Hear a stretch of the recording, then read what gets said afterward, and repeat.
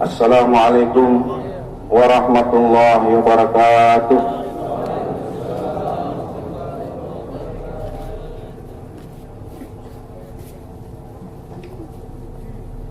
Alhamdulillah,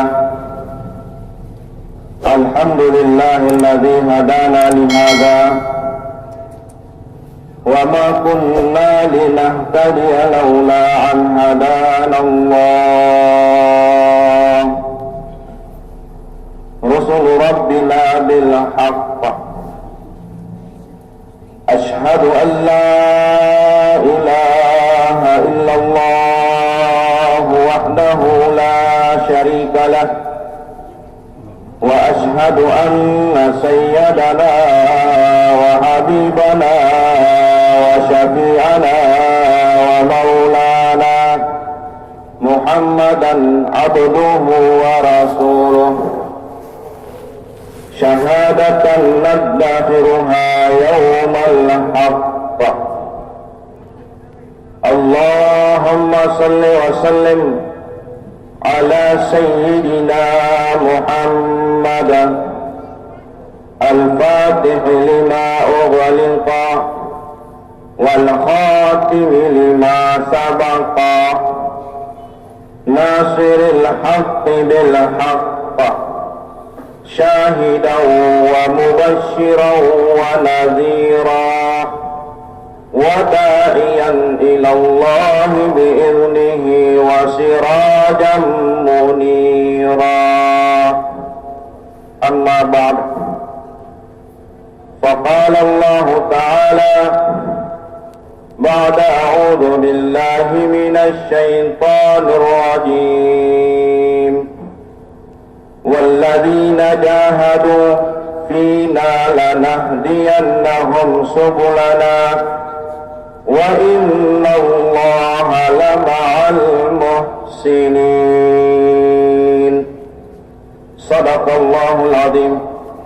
Wa qala an-nabiy sallallahu alaihi wasallam,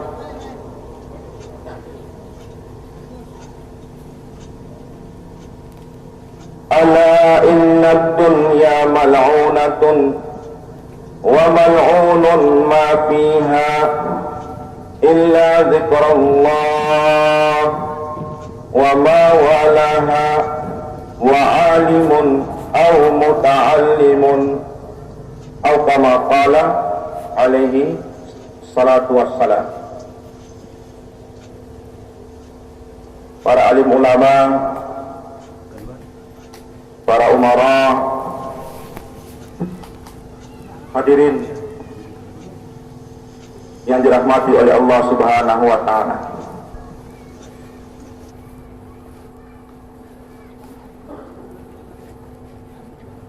Kita hadir di tempat ini atas kehendak Allah.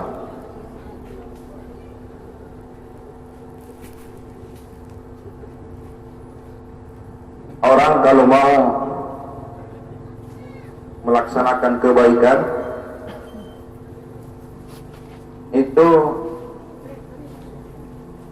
sebelumnya telah dipandang oleh Allah dengan pandangan rahmat. Barulah satu orang hamba mampu melaksanakan kebaikan. Mau sholat, mau baca Quran, mau zikir, mau amal apa saja. Kenapa kekuatan untuk melakukan itu ada? Karena sebelumnya telah dipandang oleh Allah dengan pandangan rahmat.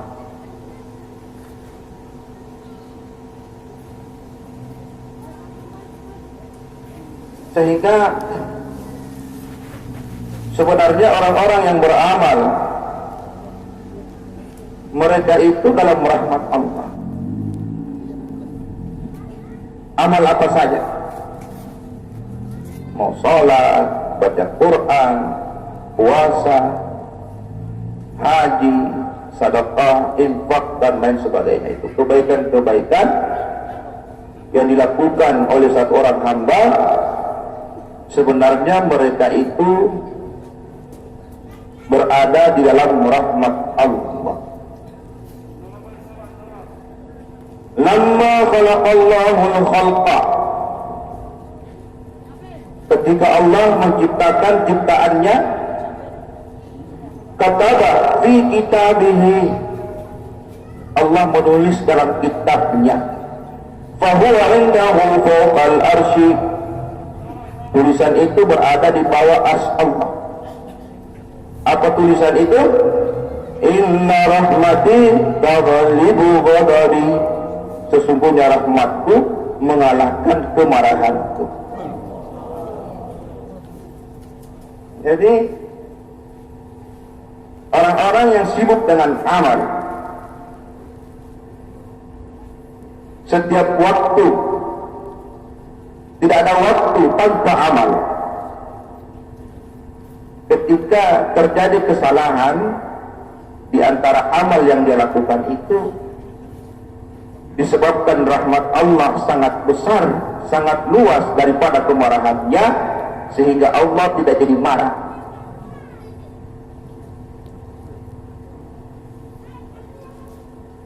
Dihadirin, dakwah ini adalah mengajak orang kepada amal, sehingga ketika terjadi kesalahan dalam umat ini, Allah tidak mau marah dengan umat ini, karena rahmat Allah mengalahkan kemarahannya. Ini dalam istilah Arab, bahasa Arab, inna itu huruf takkid, memperkuat, sungguh rahmatku mengalahkan kemarahanku. Artinya begitu kuat ini perkataannya, sehingga kita hadir dalam dakwah ini diajarkan tidak ada waktu tanpa amal. Ketika terjadi kemarahan Allah, maka kita jangan mencari-cari lagi sesuatu yang lain, tapi kembali amal sudah saya lakukan ini atau belum.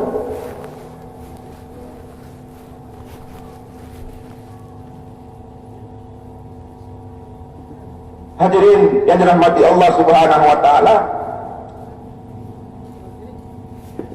membawa umat kepada amal ini, hadirin, ini tidak mudah.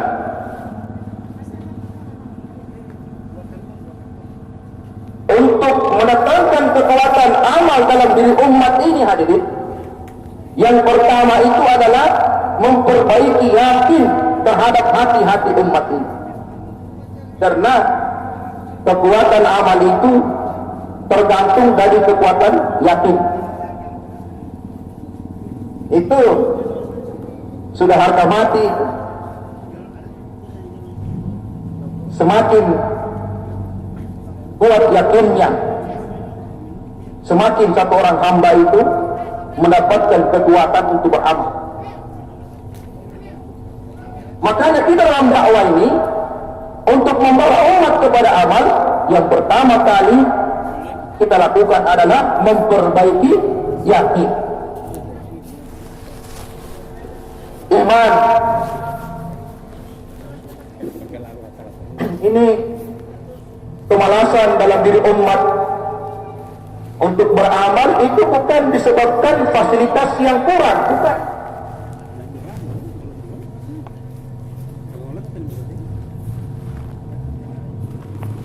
Kelemahan amal dalam diri umat ini karena lemahnya iman, lemahnya yakin.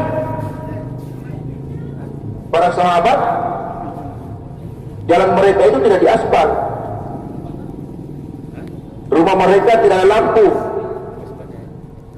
dapur mereka tidak mengepul asap, tapi setiap sahabat adalah orang-orang yang salat, setiap sahabat orang-orang yang berilmu, setiap sahabat orang-orang yang zikir, setiap sahabat orang-orang yang baca Quran.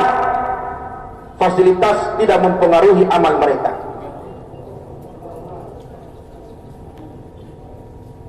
Jangan katakan di zaman sahabat itu aspal belum ada, sudah ada. Sudah ada.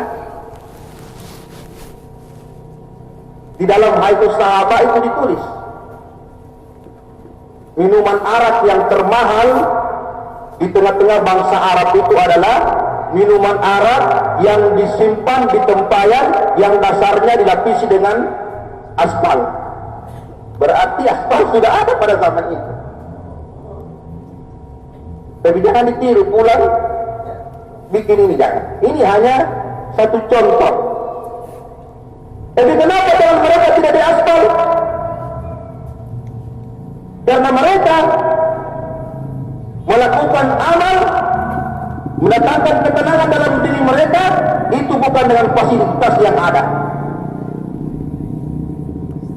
Hari ini kita fasilitasi umat, tapi umat masih malas salat. Masjidnya diperbaiki, WC-nya diperbaiki, tambah lagi AC, tapi yang sholat itu saja. Bahkan ada masjid pemain tunggal, muazin sekaligus iqamat sekaligus imam plus makmum.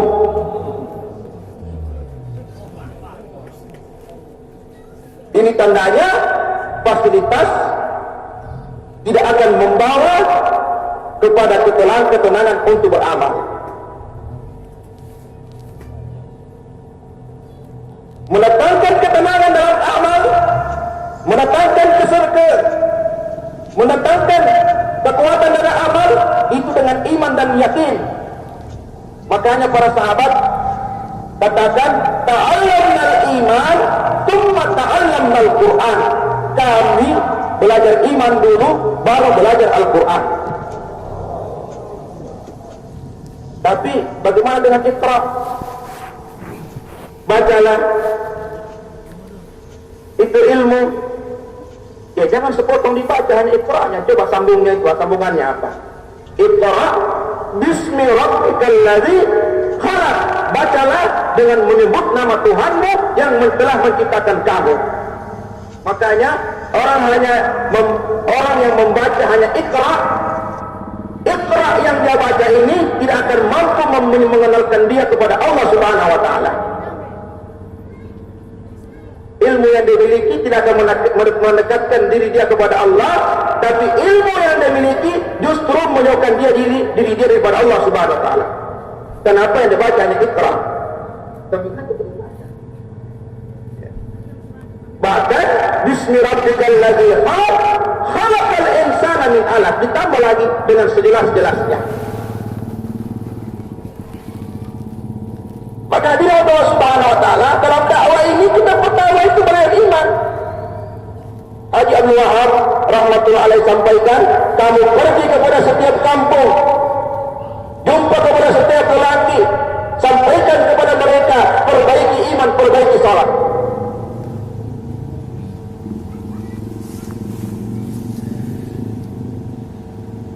La ilaha illallah. Ulama sampaikan ini kalimat ada dua bagian.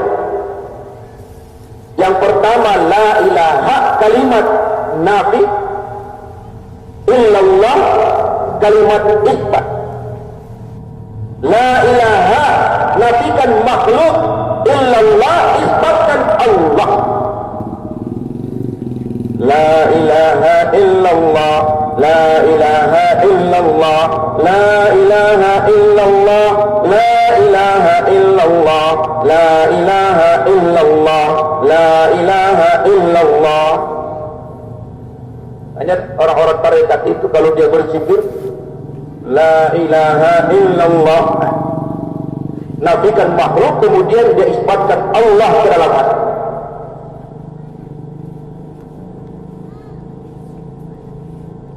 Karena ini fondasi. Hari ini kita adakan seminar, hari ini kita adakan pertemuan. Apa sebenarnya yang menyebabkan umat ini jauh dari amal, susah melaksanakan amal, menjauhi perintah Allah?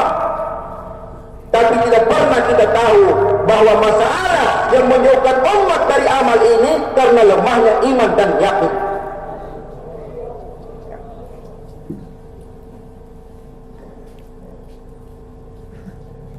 Kita nafikan makhluk, hadirin.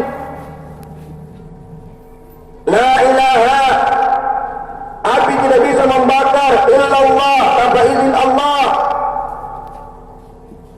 Ibrahim alaihissalam 40 hari 40 malam di dalam api, terbakar semua ikatan yang melilit pada tubuhnya, tapi satupun rambut tidak terbakar. Ini bukti bahwa api tidak bisa membakar illallah, tanpa izin Allah.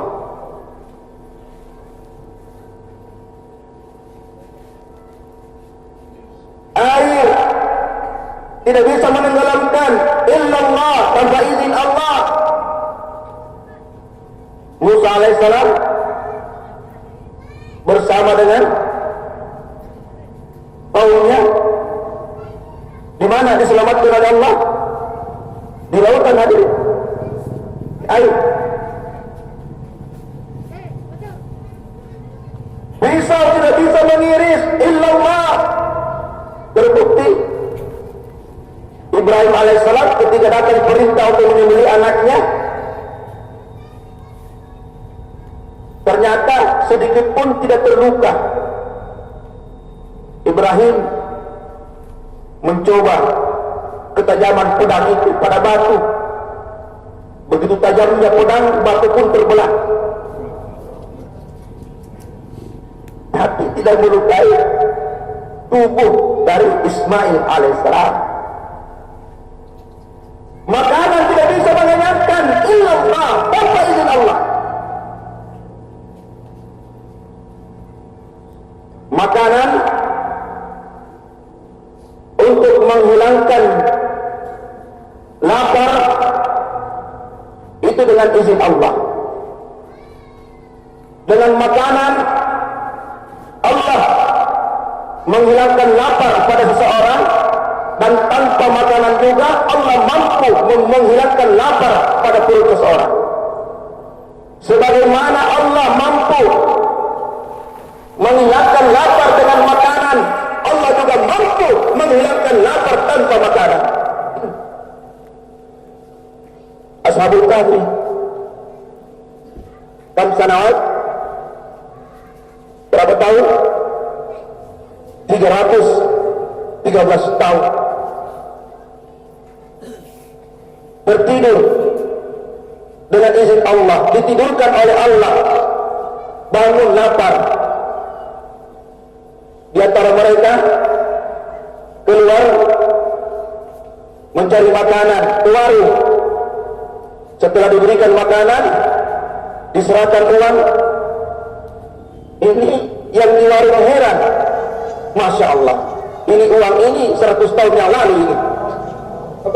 Uang ini masih berlaku ratusan tahun yang lalu.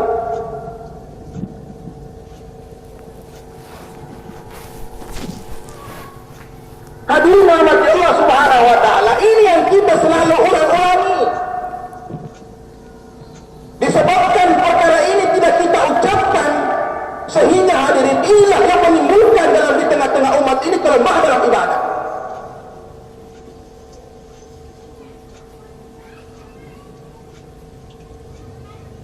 Hadirin rahmati Allah,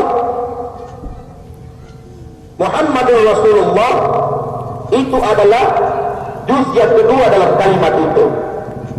La ilaha illallah, ini juz yang pertama. Muhammadur Rasulullah, ini juz yang kedua. La ilaha illallah, ini kalimat iman. Muhammadur Rasulullah, ini kalimat amal. La ilaha illallah yang ada hubungannya dengan hati kita, Muhammadur Rasulullah yang ada hubungannya dengan jasmani kita. La ilaha illallah batin kita, Muhammadur Rasulullah zahir kita.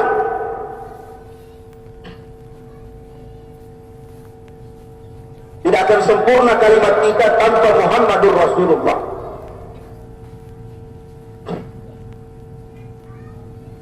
Hari ini hadirin rahmati Allah, kelihatannya dalam diri umat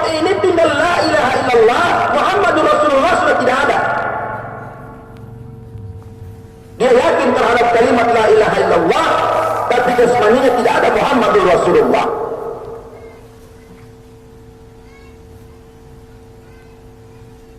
Itu kan hanya sunnah, dikerjakan dapat pahala, ditinggalkan tidak apa-apa. Meringan-ringankan yang dibolehkan ini akan membawa kita kepada pintu meninggalkan sunnah. Meringan-ringankan yang disunnahkan ini membawa kita kepada pintu meninggalkan yang wajib. Kenapa umat hari ini meninggalkan yang wajib?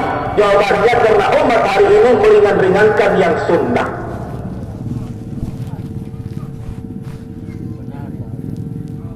Itu kan hanya sunnah. Yang heran, orang-orang yang mengatakan kalimat ini kebanyakan orang-orang yang pintar agama, detail agama. Pulang kemari yang disampaikan di depan umat itu kan hanya sunnah. Itu kan pakaian Arab. Nabi dikirim untuk orang Arab atau rahmatan lil alamin? Barang siapa yang mengatakan Nabi dikirim oleh orang Arab, hanya untuk orang Arab, nanti orang Gorontalo akan tuntut dengan orang itu. Nabi itu nabinya orang Gorontalo juga.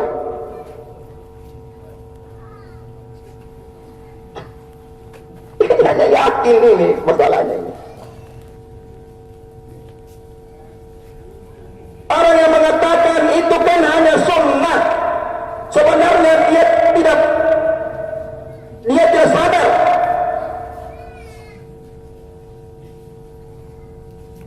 Ada satu hadis Nabi mengatakan, kullu ummati yadkhulunal jannah, setiap umatku masuk surga, illa man aba, kecuali yang enggan.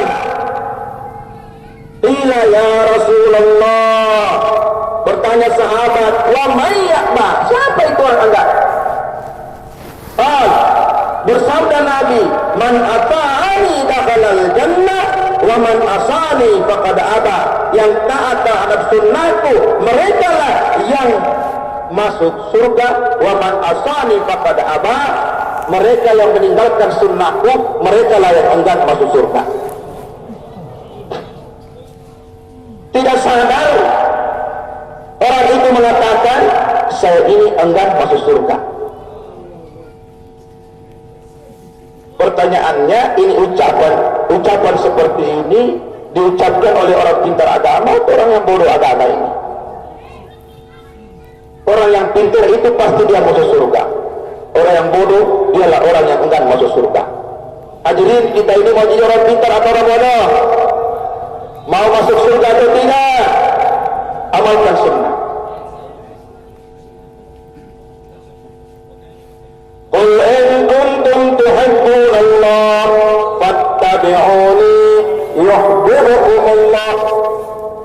Katakanlah wahai Muhammad kepada umatmu, amalkan sunnah. Kalau mereka mencintai Allah. Jadi hadirin, kalau kita ini mau ingin jadi waliullah, kalau kita ini ingin menjadi kekasih Allah, menjadi orang yang dicintai oleh Allah, amalkan sunnah. Jangan mimpi menjadi waliullah ketika kita tinggalkan sunnah.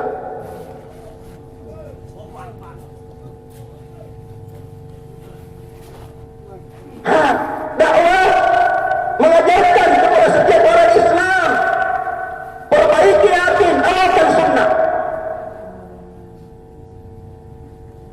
Coba hadirin, alhamdulillah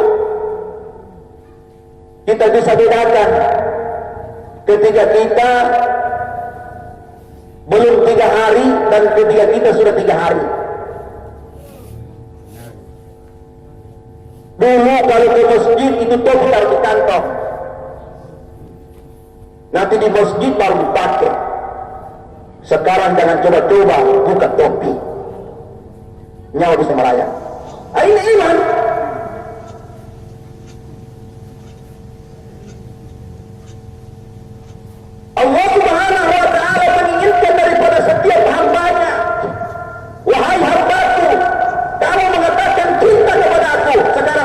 buktinya? Bukankah setiap cinta itu membutuhkan bukti? Amurru ala diyari diyari layla uqabbilu dal jidari wa ma hubbu diyara syagabna qalbi walakin hubbu man sakanat diyar.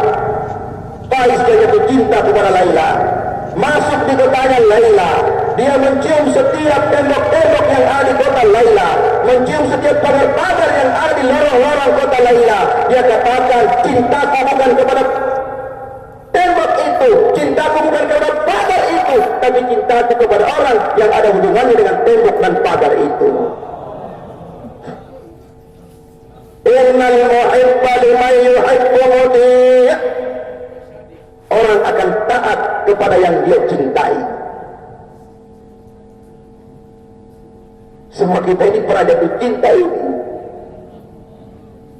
Takut jangan sampai cintanya ditolak sehingga dia mengatakan kaos kakinya begitu harum, padahal kaos kaki sudah 1 minggu tidak dicuci. Kapan Anda mengatakan kaos kaki itu busuk? Pada waktu itulah cinta Anda akan ditolak. Kita ini pintar bicara cinta, ya. Tapi cinta kepada Allah belum pernah kita buktikan. Sunnah, tidak ada sunnah yang kecil. Setiap satu sunnah lebih baik daripada dunia dan seisinya. Ini sunnah Nabi ini itu berbeda-beda. Misalnya kita dalam fikih ada hadis yang mengatakan menyentuh kemaluan dengan telapak tangan tanpa ada pembatas batal wudu. Tapi ada juga mengatakan tidak batal. Dan dua-dua hadis ini dimuat dalam kitab Bukhari.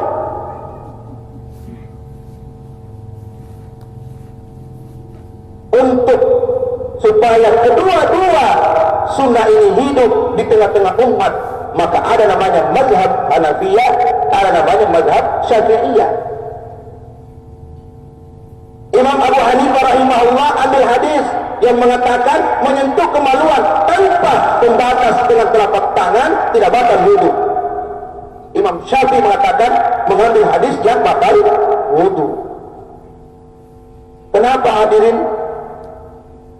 Hikmahnya dibalik ini hadirin, sebenarnya mereka ini menjaga kesempurnaan Muhammadur Rasulullah, sehingga tidak ada satupun hadis yang ditinggalkan oleh umat ini. Kenapa? Satu hadis saja ditinggalkan oleh umat ini, Muhammadur Rasulullah sudah tidak sempurna. Apa artinya? Pada waktu itulah dunia ini akan kiamat.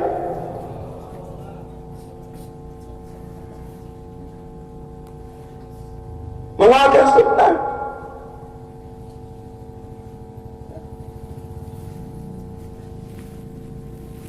Hadirin rahmati Allah Subhanahu wa taala. Kita harus bangga. Jangan malu-malu dengan membawa sunnah kemana saja. Hari ini kebatilan, mereka tidak pernah malu menyebarkan kebatilannya. Kenapa hadirin? Kita masih malu menyebarkan yang sunnah-sunnah. Apalagi kita orang Indonesia ini suka meniru.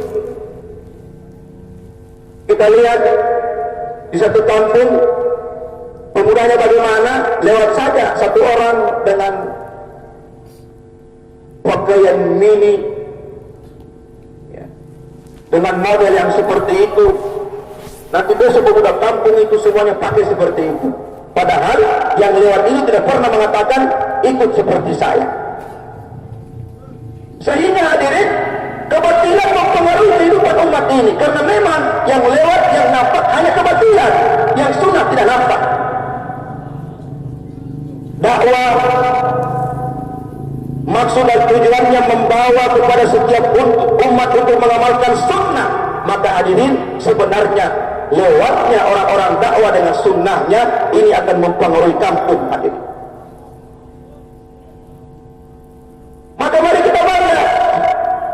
Biasanya kita ini lewat orang bilang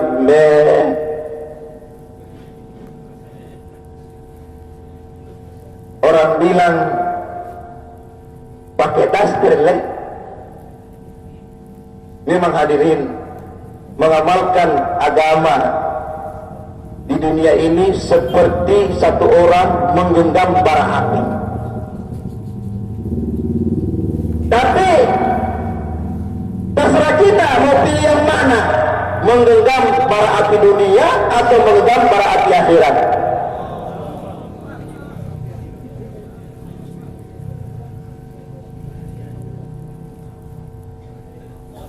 Maka dakwah ini sebenarnya memperkenalkan sunnah dalam kehidupan setiap umat. Bagaimana muamalatnya dengan sunnah, perdagangannya dengan sunnah, utang piutangnya dengan cara sunnah, bagaimana muasyaratnya dengan sunnah, kehidupan dalam rumah tangga, menjadi satu orang suami yang hidup sunnah, menjadi satu orang istri yang hidup sunnah, menjadi satu orang anak yang hidup sunnah, menjadikan rumah tangga yang diwarnai dengan sunnah. Hadirin Allah, kenapa hari ini kebahagiaan dalam rumah tangga itu sebentar saja, sekejap? Kebahagiaan ini kita rasakan 1 tahun, kebahagiaan ini kita rasakan 2 tahun, kebahagiaan itu kita rasakan 3 tahun, 5 tahun ke atas. Kenapa? Tiba-tiba kebahagiaan itu hilang sedikit demi sedikit dari rumah kita, dari kehidupan rumah tangga kita. Jawabannya karena sunnah tidak dalam rumah tangga kita. Kebahagiaan rumah tangga akan datang bukan dengan rumah yang mewah, wallahi. Kebahagiaan rumah tangga bukan dengan mobil-mobil yang mewah. Kebahagiaan rumah tangga bukan dengan suami yang ganteng. Kebahagiaan rumah tangga bukan dengan istri yang cantik. Kebahagiaan rumah tangga sejauh mana sunnah dalam kehidupan dalam rumah tangga itu. Maka hadirin mati Allah Subhanahu wa taala, tidak ada cara lain kita bawa sunnah dalam rumah tangga kita. Gembiranya kita dalam rumah tangga dengan sunnah, sedihnya kita dalam rumah tangga dengan sunnah. Nabi telah ajarkan bagaimana ketika bergembira dalam rumah tangga. Nabi telah ajarkan bagaimana cara bersedih ketika datang kesedihan dalam rumah tangga. Nabi ajarkan bagaimana menghadapi kesedihan itu, diajarkan. Hari ini hadirin rahmat Allah Subhanahu wa taala, kita lihat dalam pernikahan kita bagaimana sunnah satu demi satu kita tinggalkan. Padahal hadirin rahmat Allah, keberkahan nikah itu tergantung dari kesederhanaannya. Semakin sederhana nikah, semakin bahagia rumah tangganya. Nabi ajarkan hari ini kita mengatakan mau ditaruh di mana ilmu ini kalau tidak 1000 undangan yang datang. Mau ditaruh di mana ilmu ini kalau tidak pakai elektron. Mau ditaruh di mana ilmu ini kalau tidak potong sapi 3 ekor. Hidung tidak ada, mau ditaruh di mana?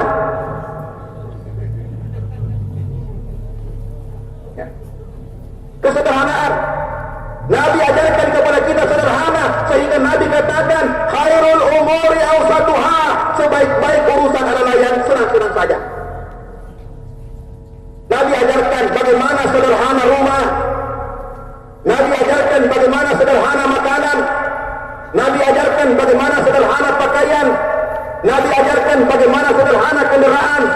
Nabi ajarkan bagaimana sederhana pernikahan. Dan Allah melarang wala tubazzir tabdzira innal mubazzirina kanu ikhwanas syayatin. Janganlah sekali-kali kamu mubazir. Kenapa? Mubazir itu temannya setan. Kita hadirin karena kurangnya sunnah sehingga kita mau melihat kehidupan Yahudi dan Nasara. Walam tarda anka al-yahuda walan nasara hatta tattabi'a millatahum. tidak akan rela Yahudi dan Nasara sebelum Islam ikut mereka. Berlebihan, rumah berlebihan. Padahal persyaratan rumah itu, kalau hujan sudah tidak basah, tidur malam sudah tidak dingin, kita sudah selamat dari gangguan-gangguan binatang-binatang buas, selesai. Tidak perlu harga 1 miliar. Hari ini hadirin kita berlomba-lomba siapa yang paling indah rumahnya.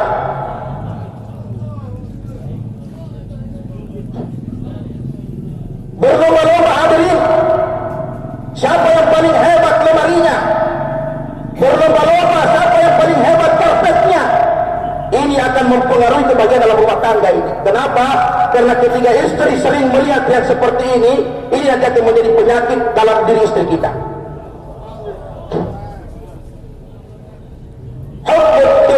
Cinta dunia. Dia pergi pengajian ke rumah tetangganya, tapi ternyata dia bukan pengajian, hanya mau lihat lemari tetangganya ini model bagaimana lagi.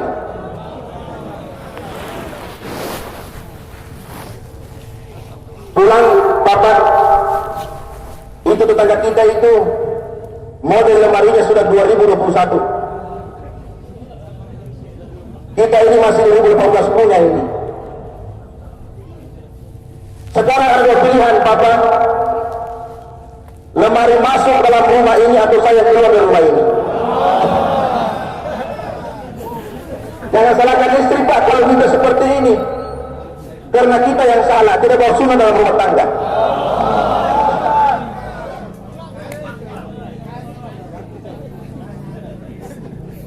Papa, itu gelas di tetangga kita itu sudah berubah warna bunganya. Katanya untuk sekarang ini bunga mawar, sementara gambar di gelas kita ini masih bunga melati. Papa, ada 2 pilihan, gelas yang masuk dalam rumah tangga ini atau saya yang keluar dari rumah ini. Hadir, sederhana. Inilah yang membuat umat ini kebingungan. Hadirin, kemiskinan itu tidak akan mempengaruhi bangsa, tidak akan menurunkan derajat satu bangsa, tapi rasa miskin yang berbahaya dalam diri umat ini, yang menjadikan satu bangsa itu miskin karena adanya orang-orang yang merasa miskin. Kenapa saya katakan kemiskinan itu tidak menurunkan kedudukan satu bangsa? Karena Nabi katakan, "Idza qamat du'afaha", perhatikan orang miskin. Kenapa? Wahai orang kaya, kamu dibantu oleh Allah, diberikan oleh Allah kekayaan, diberikan oleh Allah harta uang, itu karena keberkahan orang miskin yang ada di antara kamu. Jadi kemiskinan yang diberantas pak. Kalau kemiskinan diberantas sama dengan memberantas orang kaya. Kalau mau hilang orang kaya dari negeri ini, silakan berantas kemiskinan. Hari ini karena yang ada itu pemberantas kemiskinan, sehingga negara ini tidak pernah kaya. Yang diberantas itu seharusnya rasa miskin. Dan sampai detik ini belum ada saya lihat di jalan-jalan tulisan-tulisan, pamflet-pamflet yang mengatakan hapuskan rasa miskin. Itu tidak ada.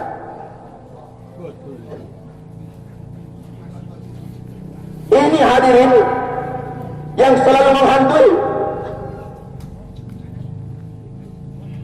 Sudah ada 1 mobil masih rasa miskin, tambah lagi 1. Sudah 2, tambah lagi 1. Sudah 3, tambah lagi 1. Inilah rasa miskin yang berbahaya. Sehingga walaupun gajinya sebesar gaji presiden yang tertinggi gajinya di dunia ini, tidak akan pernah cukup-cukup. Tapi hadirin pada Allah, kalau sederhana kita bawa dalam kehidupan kita, sekecil apapun gaji kita pasti cukup. Apa itu sederhana? Hidup sesuai dengan kemampuan.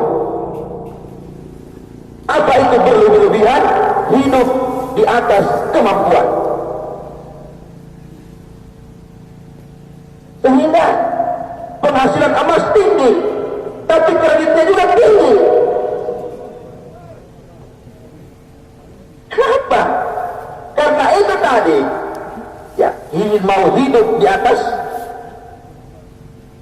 Di atas apa?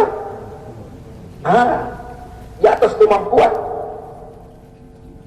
Penghasilan awasnya 200 juta, tapi kreditnya 300 juta.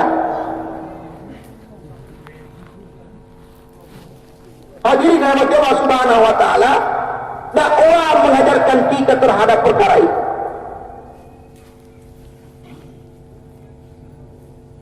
Sederhanakan pakaian, itu juga sunnah Nabi.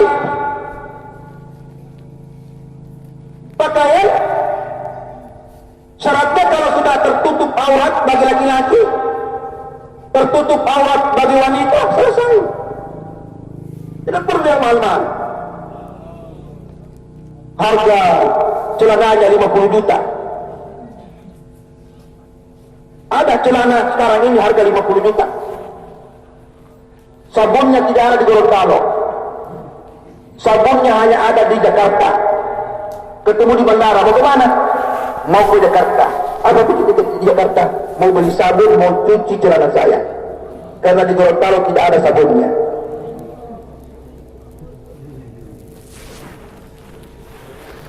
Pakaian dari masalah. Ini yang akan mempengaruhi istri kita, mempengaruhi anak kita. Kehidupan berlebih-lebihan yang terjadi dalam rumah tangga kita akan apa? Mempengaruhi tingkah laku istri kita, mempengaruhi tingkah laku anak kita, menjadikan mereka sombong. Padahal hadirin, harta ini kata Nabi seperti ular. Kata Nabi, jadilah kamu sebagai pemain-pemain ular yang handal. Karena kalau tidak, ular akan mematuk kamu. Begitulah harta. Kalau kita tidak pernah mempermainkan harta, harta yang akan mematuk kita hari kiamat.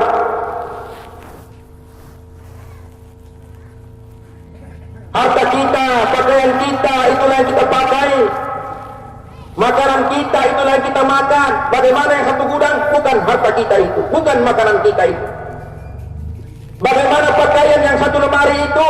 Pakaian yang kita pakai itulah pakaian kita. Yang tidak kita pakai itu bukan pakaian kita. Sederhanakan pakaian. Kalau kita ini Masya Allah pakai pakaian yang sederhana, manfaatnya istri kita juga akan mudah mencucinya. Tidak perlu dia sudah mencuci, sedikit saja direndam, dikucak, kemudian disimpan 15 menit kemudian kering. Tapi kalau apa itu namanya itu? Jeans apa semua itu, Masya Allah. Itu kalau tangan-tangan biasa tidak mampu, tebal. Dan lama keringnya. Apalagi kalau sudah mau pergi pesta ini, istri kita lupa cuci celana kita yang tebal itu, kita akan marah-marah. Kita akan bentak istri kita.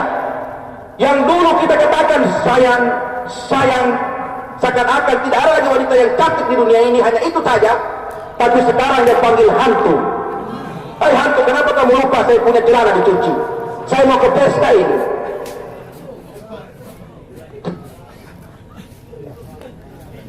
Hadirin Allah Subhanahu wa taala, ini mempengaruhi rumah tangga kita.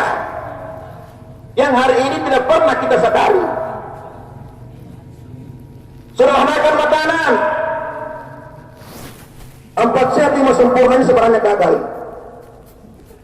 Dulu kita diajar 4 sehat 5 sempurna dulu, sekarang apa? Stroke, gula, darah tinggi, kolesterol. Ini hasil 4 sehat 5 sempurna ini.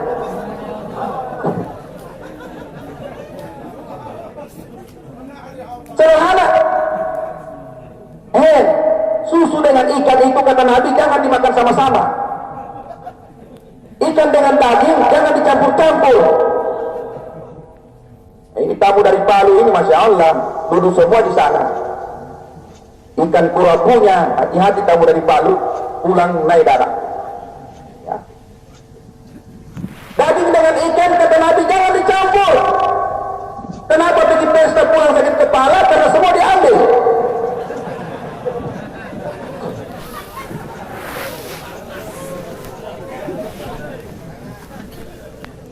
Lengkap. Piring begini tidak kelihatan orang di dalam karena tinggi sekali gunungnya. Baru dia bilang lagi tidak enak. Satu piring sudah habis dia tidak enak.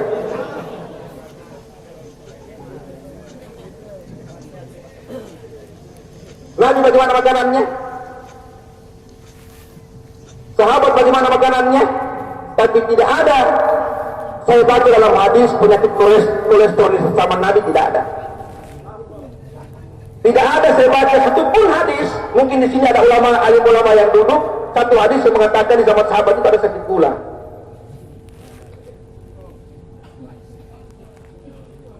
Ini hadirin. Dan apa? Dia tidak mau sederhana yang makanan. Tidak mau duduk di atas meja kalau tidak 4 cm sempurna. Istri maki-maki pulang dari kantor ketika itu tidak siap tidak di atas meja kita.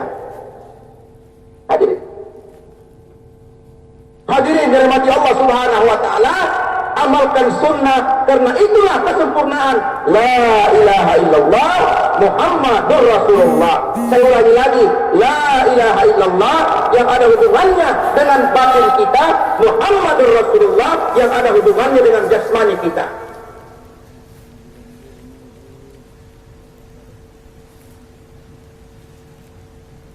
Kita bawa sunnah dalam salat. Salat mi'rajul mukmin, mi'rajnya orang beriman. Bunyal Islam ala khamsin. Rukun Islam ada berapa? Syahadatu an la ilaha illallah Muhammadur Rasulullah wa iqamis salat. Yang kedua apa? Salat. Wa ita'iz zakat wal haji wa shaumi ramadan. Yang kedua salat. Usaha dakwah mengajarkan kepada umat kalimat, mengajarkan kepada umat salat. Sehingga target kita keluar itu bagaimana setiap orang yang keluar itu dia kembali di muhalanya paling kurang bisa jadi imam. Paling kurang bisa jadi imam. Makanya keluar itu kita gunakan waktu dengan sebaik-baiknya. Karena ini target ulama kita, masyayikh kita. Bagaimana jemaah-jemaah yang keluar kembali di muhallanya paling kurang bisa jadi imam. Tidak betul-betul.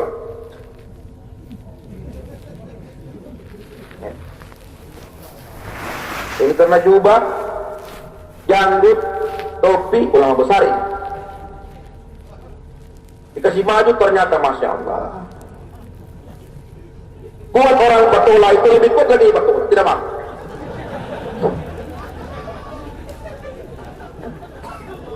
Belajar. Salat. Awwalu ma yuhasabu bihil abdu yawmal qiyamati as-salah. Pada hari kiamat nanti yang pertama kali dihisab oleh Allah adalah salat. Fa'in saluhat saluha sa'iru amalihi. Kalau dia salat semua kebaikan akan dihisab. Wa'in fasadat fasadat sa'iru amalihi. Kalau dia tidak salat semua kebaikan tidak akan dihitung. Hajinya tidak dihitung, puasanya tidak dihitung, zakatnya tidak dihitung, apalagi yang lain infak sedekah itu.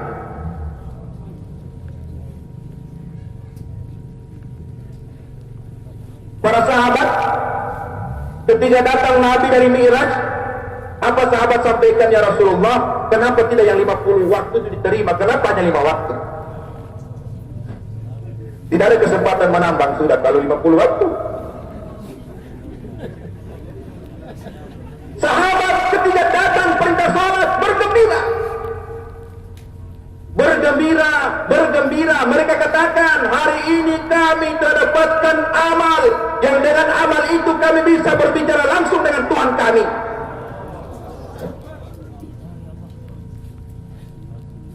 Salat Pak 5 waktu. Dakwah mengajarkan orang salat. Makanya kita bisa nilai sebelum kita dakwah keluar dengan sesudah dakwah bagaimana. Kalau dulu dengan azan biasa-biasa saja. Hayya 'alas shalah. Belum. Sedikit lagi. Hadirin, kalau kita panggil anak kita lima kali, hai anakku mari, kemudian dia tidak dengarkan, kira-kira bagaimana marahnya kita? Sekarang Allah Pak, saya tidak tahu sudah berapa karung beras yang kita makan, kita tidak tahu sudah berapa banyak air yang kita minum, begitu banyak pemberian Allah, tapi justru kita lupa dengan Allah, sehingga Allah katakan, wahai hambaku, begitu cintanya aku kepada kamu, tapi justru kamu melalaikan cintaku. Kecintaan Allah terhadap hambanya melebihi kecintaan seorang ibu kepada anaknya. Hadirin, tidak ada satu orang ibu yang dia punya bayi yang masih merah, tengah malam buang air kecil atau besar, dan kemudian dia marah, dia angkat itu bayi, dia buka jendela, dia buang dari jendela. Tidak ada. Justru sang ibu bangun dengan kasih sayang, dibersihkan semua kotoran yang ada, dipeluk anak itu, dan sang ibu tidak akan tidur sebelum anaknya tertidur. Begitu cintanya seorang ibu dengan anaknya, tapi Allah lebih cinta 70 kali lebih daripada seorang ibu kepada anaknya. Tapi hadirin, justru kita yang dicintai oleh Allah, kita sia-siakan cintanya. Saya punya tetangga di Palu itu, Asara, punya anjing. Awalnya anjing itu galak, tapi tiba-tiba saya punya satu pemikiran, bagaimana kalau anjing ini selalu saya berikan makan. Karena anak-anak saya itu sering ke kios itu dikejar sampai pucat. Kita jaga dengan menjaga kehidupan antar umat beragama. Caranya bagaimana kalau anjing ini saya berikan makan setiap hari. Setiap saya ke pasar, saya bawakan dia tulang dari pasar. Tapi bukan yang saya beli ya, bukan tulang-tulang yang sudah orang tidak pakai. Akhirnya hadirin, anjing itu sekarang tunduk luar biasa di depan saya, sepertinya saya ini tuannya. Hadirin, binatang saja yang diberikan makan tidak melupakan tuannya, bagaimana dengan manusia yang begitu banyak makanan telah diberikan oleh Allah. Salat fardu diajarkan oleh Nabi di masjid. Nabi tidak pernah salat di rumah. Alim ulama duduk di tengah-tengah kita. Tidak ada hadis yang mengatakan Nabi itu salat fardunya di rumah, kecuali wanita. Kenapa ketawa? Jangan-jangan ada di sini yang suka itu. Hadirnya Allah Subhanahu wa Ta'ala, banyak hal-hal yang kita dapatkan dalam sholat berjamaah, dan itu tidak kita dapatkan dengan sholat bersendirian. Para sahabat, Nabi bersabda di depan mereka, barang siapa, kata Nabi, yang sholat di saf pertama di sebelah kanan imam, maka mereka mengisi innallaha wa malaikatahu yusalluna ala mayaminis sufuf. Sesungguhnya Allah bersama malaikat bersalawat dengan orang-orang yang sholat berjamaah di masjid paling depan di sebelah kanan imam. Sahabat ketika dengarkan ini hadis, mereka berlomba-lomba mendapatkan saf awal bagian kanan dan saf awal bagian kiri kosong. Innallaha wa malaikatahu yusalluna ala mayaminis sufuf. Mungkin kita tahu hari ini bahwa Allah dan malaikatnya hanya berselawat kepada Nabi. Ternyata tidak. Bagi umat Nabi yang sholat berjamaah sebelah kanan imam paling depan, itu juga berhak mendapatkan selawat dari Nabi. Itu tidak kita dapatkan di rumah. Man shalla lillahi arba'ina yawman yudrikut takbiratul ula, tidak ketinggalan ke takbiratul ula. Takbiratul ulanya bersama imam kutibat lahu bara'atan, maka diberikan dua kebebasan, bara'atun minan nar wa bara'atun minan nifaq, kebebasan dari api neraka dan kebebasan dari sifat munafik. Bayangkan hari ini, anak muda kita selalu bersendirian, berarti surat kita belum mampu menjaga kita dari sifat munafik dan api neraka. Saya ini agak keras sedikit karena ini orang lama semua yang datang ini. Ahbab 4 bulan masih selalu di rumah, Masya Allah. Di bawah 1 tahun itu, umur 1 tahun. Hadirin dirahmati Allah Subhanahu wa taala, salat berjamaah. Walaupun misalnya sekarang ini masalah penyakit wabah, ya kita ikuti apa? Protokol kesehatan. Salat berjauhan, jangan lagi jas. Oh tidak sah, karena berjauhan tidak sah. Ulama sampaikan, salat berjamaah, 1 orang di sudut sana, 1 orang di sudut sana, 1 orang di sudut sana, 4 sudut saja yang tak isi di tengah-tengah kosong, itu pun salat berjamaahnya sah.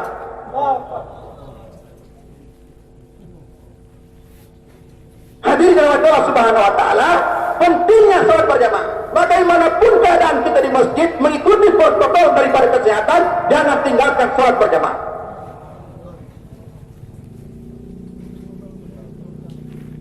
Hadirin Allah Subhanahu wa taala, perbaiki salat kita. Datangkan kekhusyuan dalam salat. Gerakan-gerakan dalam salat kita perbaiki. Sallu kama ra'aitumuni usalli. Salatlah kalian sebagaimana kalian melihat saya salat. Qiyamnya yang benar, rukuknya yang benar, sujudnya yang benar. Jangan sampai kata Nabi, kalian seperti pencuri dalam salat. Sahabat heran, ya Rasulullah, adakah orang yang mencuri di dalam salatnya? Kata Nabi, ada. Mereka yang gerakan-gerakan salatnya tidak sempurna. Belum sempurna ruku sudah berdiri lagi. Belum sempurna berdiri sudah duduk lagi. Ruku lagi. Salat tarawih 7 menit.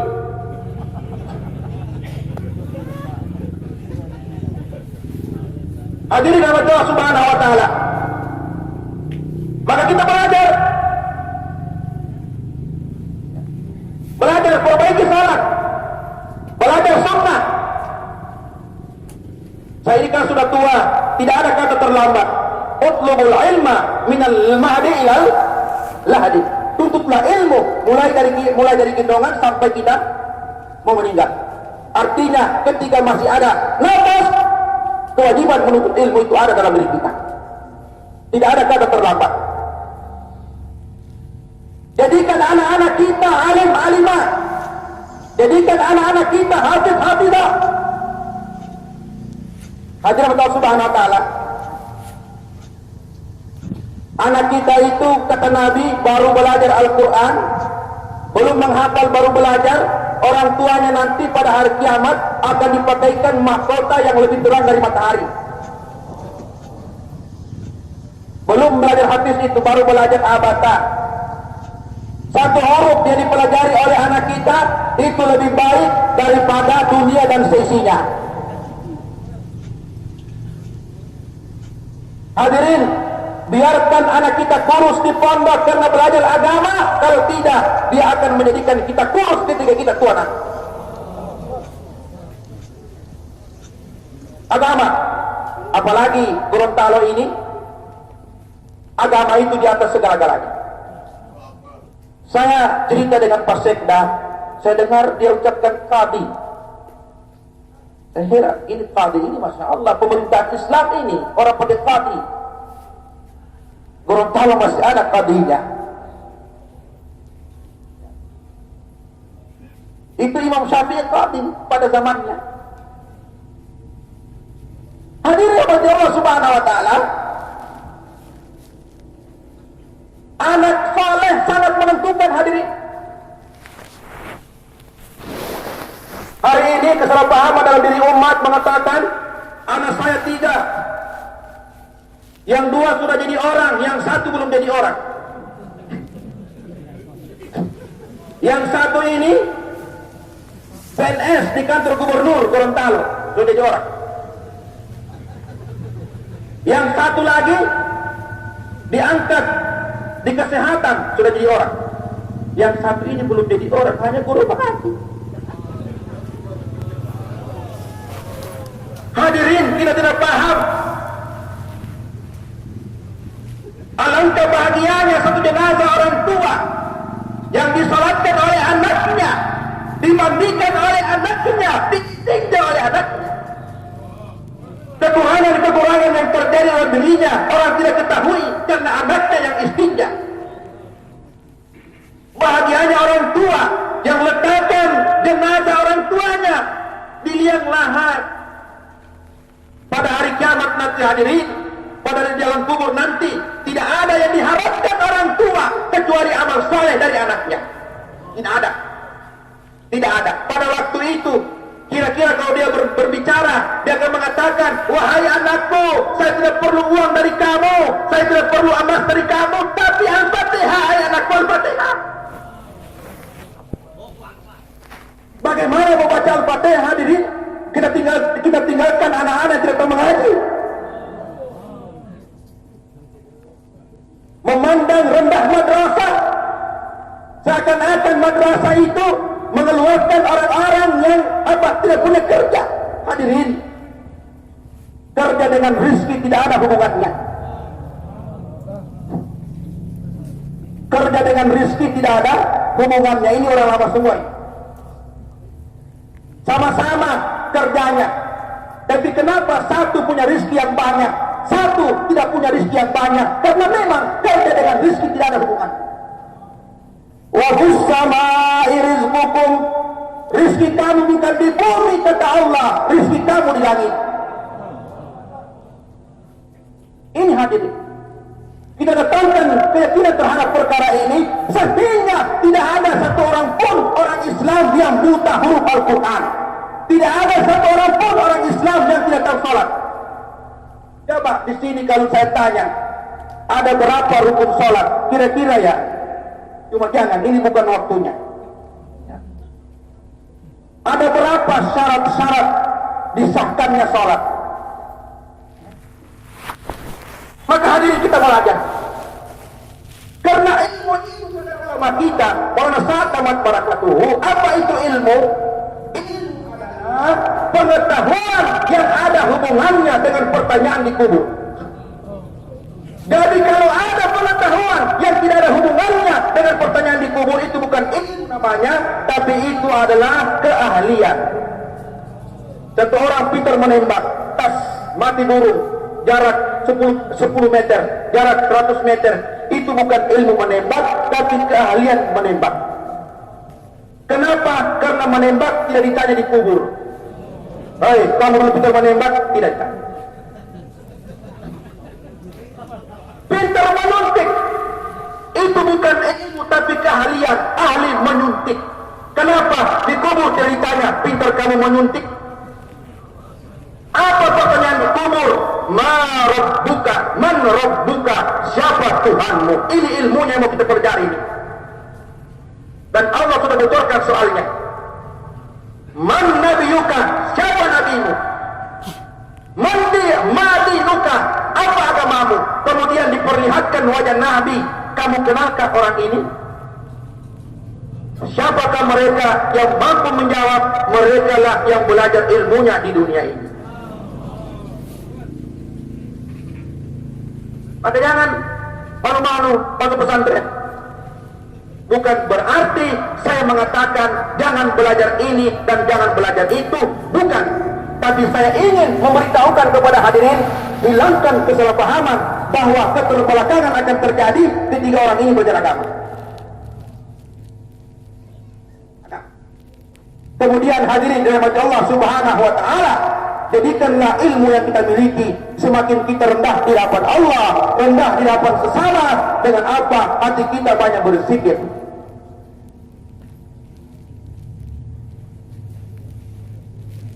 Berzikir, mengingat Allah, kita ingat Allah. Jadi kata Maulana Sa'ad Ahmad Barakatuhu, berzikir, ketika kita berzikir tapi kita tidak ingat Allah, itu namanya bid'ah. Berzikir dia, tapi tidak ingat Allah. Ini bid'ah namanya ini. Jadi bukan pegang tasbihnya yang bid'ah. Ketika kita pegang tasbih, berzikir, kelihatannya berzikir, tapi tidak ingat Allah, itu yang bid'ah. Berzikir, karena sudah bosan begini, dia putar-putar begini aja punya.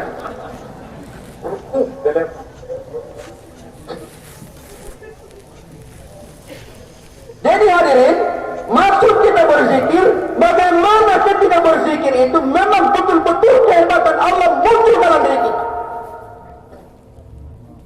Kalimatan habibatan ilar rahman.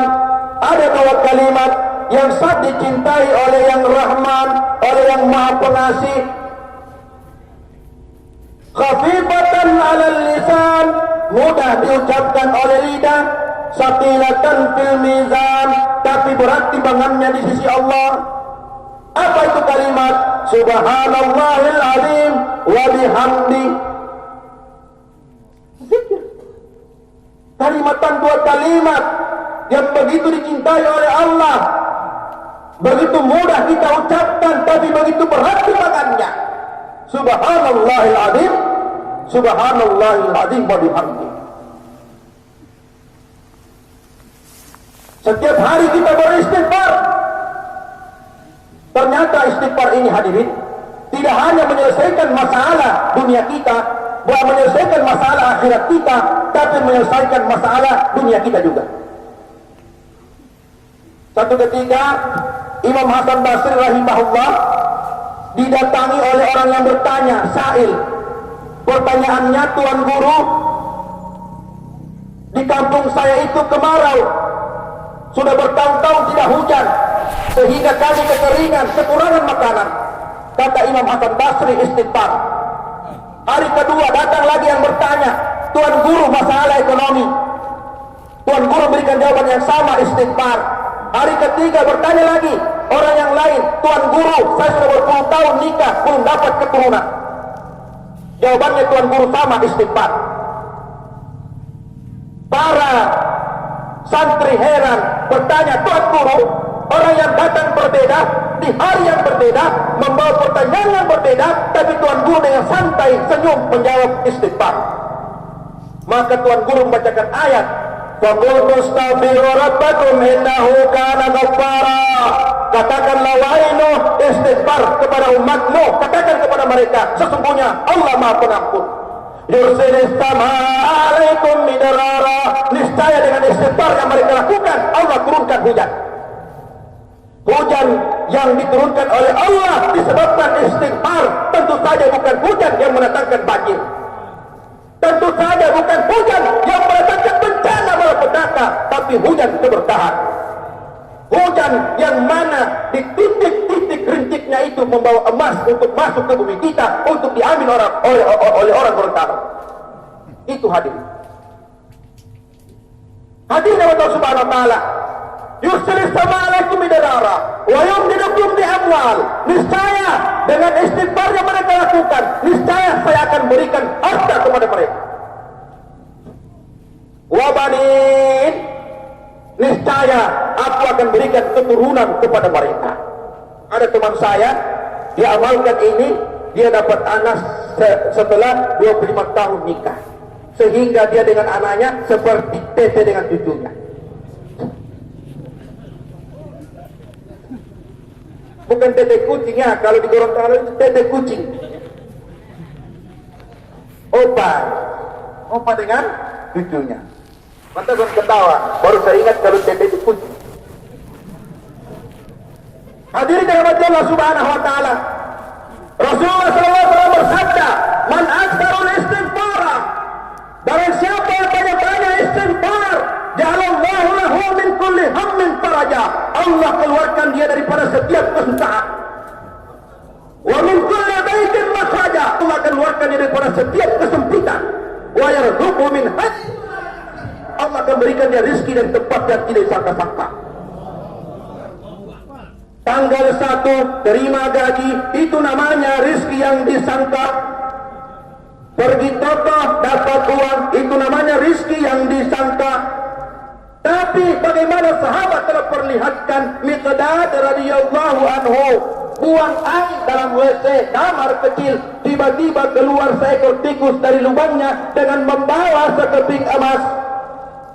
Miqdad katakan, jangan-jangan ini kebetulan, ternyata tidak. Masuk lagi itu tikus, kemudian keluar lagi dengan sekeping emas. Mungkin ini kebetulan, ternyata tidak. Keping yang ketiga keluar, keping yang keempat keluar, sampai 16 keping emas. Di mana dapat? Di WC. Sahabat, tikus yang keluar dari lubangnya membawa apa? Emas. Hari ini apa? Kita jadi tikus baru masuk lubang dari emas. Masyaallah muslimin yang dirahmati Allah Subhanahu wa taala, istighfar. Abu Musa al-Ash'ari radhiyallahu anhu berkata, satu orang sahabat yang dekat dengan Nabi, ketika dia berkata pada waktu itu Nabi sudah tidak ada lagi, dia katakan, dulu di zaman Nabi ada dua sabuk pengaman yang sangat ampuh bagi saya, bagi kami para sahabat. Yang pertama, Nabi bersama kami, Allah tidak akan mengazab kami. Yang kedua, kami istighfar, kami tidak akan diazab oleh Nabi. Dia baca ayat, wa ma kana Allahu liyu'adzibahum wa anta fihim. Allah sekali-kali tidak akan mengazab kalian wahai sahabat ketika Nabi bersama kalian. Wa ma kana Allahu yu'adzibahum wa hum yastaghfirun. Dan Allah tidak akan mengazab kalian ketika kalian mau beristighfar. Kata Abu Musa, hari ini sabuk pengaman yang pertama sudah tidak ada, Nabi. Sekarang tinggal satu sabuk pengaman yang ada dalam diri kami. Kalau umat tinggalkan, umat dalam keadaan binasa. Apa itu istighfar? Hadirin, kita ini lagi dikelilingi oleh bencana dan bencana, maka mari kita banyak-banyak beristighfar. Mari kita banyak bersalawat. Inna awlan nasi bi yaumal qiyamati aktsaru alayya salatan, kata Nabi. Orang yang paling dekat, kata Nabi, tempat duduknya pada hari kiamat denganku adalah orang-orang yang banyak berselawat kepadaku. Sallu ala nabi, sallu ala nabi. Ada salawat yang bisa menjauhkan kita daripada semua penyakit seberat apapun. Apa itu salawat? Saya ajarkan, masih kita ajarkan salawatnya adalah Allahumma salli, ikut, Allahumma salli ala Sayyidina Muhammad wa ala ali Sayyidina Muhammad bi'adadi kulli da'in wa dawa'in. Pagi petang 11 kali kita ucapkan, Allah jauhkan kita daripada penyakit sekuat apapun, sebesar apapun. Apalagi kita di tengah pandemik seperti ini, sangat-sangat patut kita bacakan salawat. Hadirin Allah Subhanahu wa taala, hablum minallah kita perbaiki, tapi jangan lupa hablum minannas juga harus baik. Jadi suami-suami yang baik, jadi kepala rumah tangga yang baik, jadi kepala desa yang baik, jadi apa saja, jadi orang baik. Inni bu'istu liutammima makarimal akhlak. Sesungguhnya aku, kata Nabi, diutus ke muka bumi untuk menyempurnakan akhlak. Jadi pedagang yang berakhlak, jadi pembeli yang berakhlak. Inna tujjara yubatsuna yaumal qiyamati fujjara. Sesungguhnya pedagang dibangunkan sebagai pendosa pada hari kiamat. Illa kecuali manittaqillah, pedagang yang bertakwa, wa barra, pedagang yang berakhlak mulia, wa sadaqah, pedagang yang jujur, mereka tidak akan dibangunkan hari kiamat sebagai pendosa. Tinggalkan akhlak-akhlak yang buruk dalam berdagang. Pembeli juga harus berakhlak.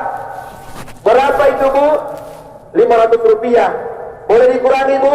Masya Allah. Berapa lagi dari 500 rupiah tidak kurang? Ini tidak berakhlak mulia namanya. Berapa itu, Bu? 500. Tidak apa-apa, saya bayar 1000. Ini pembeli yang hebat. Pedagang di tokonya dia tulis barang dagang yang sudah dibeli tidak boleh dikembalikan. Ini bukan ajaran Nabi. Nabi katakan Dagangan yang sudah dibeli boleh dikembalikan dalam jangka 3 hari. Kata Nabi, barang siapa yang dagangannya dibeli oleh pembeli setelah 3 hari, dalam 3 hari dikembalikan dagangan itu dan dia tidak marah, maka Allah wajibkan buatkan dia satu istana di tengah surga. Satu orang sahabat buka kios, buka toko. Hari pertama belum ada pembeli, hari kedua ada pembeli tapi tidak dikembalikan. Hari ketiga ada pembeli dan kemudian dalam 3 hari dia kembalikan dan sahabat itu tidak marah. Hari keempat, hari kelima dia tutup tokonya. Sahabat heran bertanya, wahai sahabatku, apakah kamu bangkrut? Dia katakan tidak, saya sudah dapat istana di surga, toko ini kecil saya sudah tutup.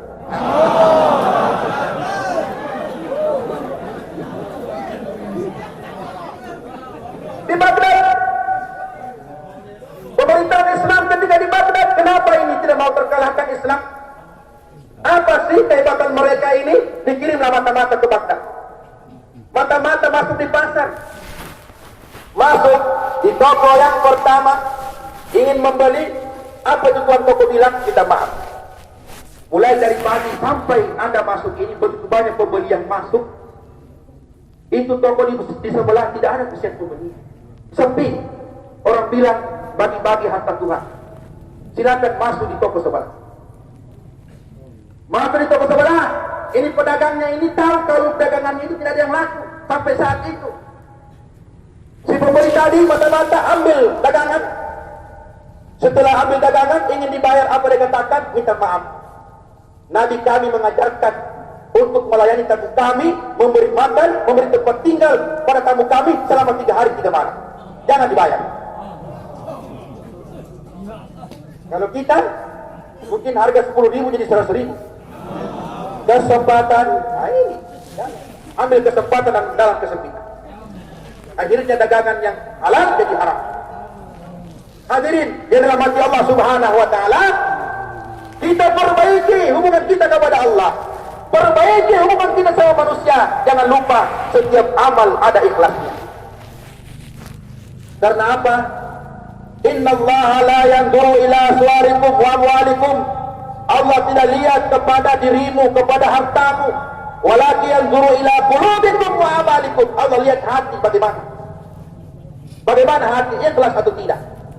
Makanya Nabi katakan niatul al-amalu apa? Khairum min amali. Yaitu niatul ikhlas khairum min amalihi. Niat yang ikhlas itu lebih baik daripada amalnya. Kenapa? Kalau beramal kita bisa riya, tapi kalau ikhlas siapa yang tahu? Tidak ada yang tahu. Maka hadirin diajarkan oleh ulama kita, periksa amal sebelum beramal, koreksi amal. Untuk apa saya beramal? Di tengah beramal, koreksi niat. Amal yang sedang saya lakukan untuk siapa? Di akhir daripada amal, koreksi niat. Amal yang sedang saya lakukan untuk siapa? Man shalla yura'i faqad asyraka. Barang siapa yang salat riya, sungguh dia telah syirik. Wa man tasaddaqa yura'i, barang siapa yang bersedekah dia riya, sungguh dia telah syirik. Wa man sama yura'i faqad asyraka. Siapa yang puasa dia riya, sungguh dia telah syirik. Hadirin Allah Subhanahu wa taala, untuk mendatangkan yang saya sampaikan tadi dalam kehidupan kita, tidak ada cara lain. Kita menggunakan harta, waktu dan diri kita. Kita keluar dari Allah. Kita korbankan tidak perkara itu, barulah Allah akan perbaiki kita hadir. Tidak ada cara lain. Para sahabat mereka telah menggunakan harta mereka.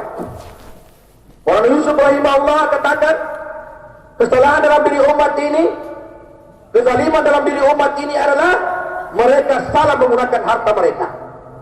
Harta hadirin digunakan kepada 4 bagian. Yang pertama meninggikan kalimatullah. Yang kedua untuk kemaslahatan umat, pembangunan masjid, pembangunan pondok pesantren, panti asuhan. Yang ketiga fakir miskin, baik yang dekat maupun yang jauh dari saudara-saudara kita. Kemudian yang keempat baru untuk diri kita sendiri. Hari ini keselamatan umat hadir dia balik. Pertama hartanya untuk diri dia dulu. Kemudian setelah itu untuk fakir miskin. kemudian untuk pembangunan masjid, dan yang terakhir untuk meninggikan kalimat Allah. Maka hadirin Allah Subhanahu wa taala, hubbud dunya ra'su kulli khati'atin, cinta dunia pangkal segala kemaksiatan. Di zaman Isa alaihissalam, 3 orang Hawariyin berjalan bersama dengan Isa. Di tengah jalan mereka ketemu dengan emas. Apabila Isa telah pergi, ketiga-tiga ini berbantahan. Dia katakan, satu katakan itu saya punya, satu katakan tidak, itu saya punya, satu katakan tidak, ini emas milik kita bertiga, karena kita 3 yang menemukan emas ini. Maka sepakat mereka emas dibagi 3. Hadirin yang mulia, ketika mau bagi emas ini, satu katakan jangan dulu, lapar perut, jangan sampai terjadi kesalahan dalam membagi emas. Ingat, 1 gram kalau lebih 900.000 lebih harganya. Kalau kurang berarti rugi 900.000 lebih. Hadirin yang mati Allah, maka diputuskanlah satu orang untuk beli makanan. Sampai di sana, apabila telah pergi yang beli makanan, yang 2 ini katakan, bagaimana kalau yang beli makanan ini kita bunuh saja, sehingga emas ini jadi milik kita berdua. Ya, sepakat, kita bunuh saja. Ternyata yang beli makanan ini juga punya akal yang busuk. Hadirin, bagaimana kalau dalam 2 bungkus ini saya taruh racun, biar mereka makan, mereka mati, sehingga emas jadi milik saya sendiri. Dia makan bagiannya, disimpan racun dengan yang 2 bungkus itu. Dia bawa kembali kepada temannya. Hadirin, belum lagi berbicara temannya, yang 2 ini pun telah membunuh yang 1 ini. Maka yang 2 katakan, sekarang emas menjadi milik kita berdua. Maka hadirin, yang 1 katakan ayo kita bagi, tapi yang 1 katakan jangan dulu, karena janji kita makan dulu baru kita bagi emas. Maka hadirin, yang 2 makan emas, ternyata makan makanan yang ada racunnya, sehingga mereka pun mati. 3 mati, emas tidak ada yang punya. Itulah keadaan dunia. Hadirin, dunia katakan kejarlah aku, kau pujikan. Maka oleh itu hadirin Allah, untuk mengeluarkan kesalahpahaman, silakan niat negeri jauh